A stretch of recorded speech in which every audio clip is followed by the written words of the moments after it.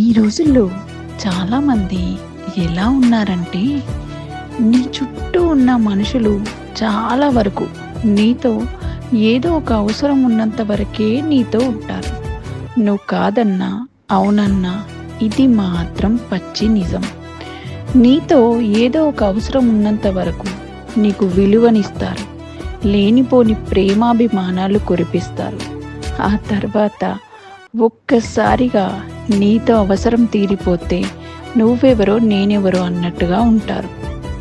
తర్వాత మెల్లిమెల్లిగా వాళ్ళ నిజస్వరూపాన్ని బయట పెడతారు.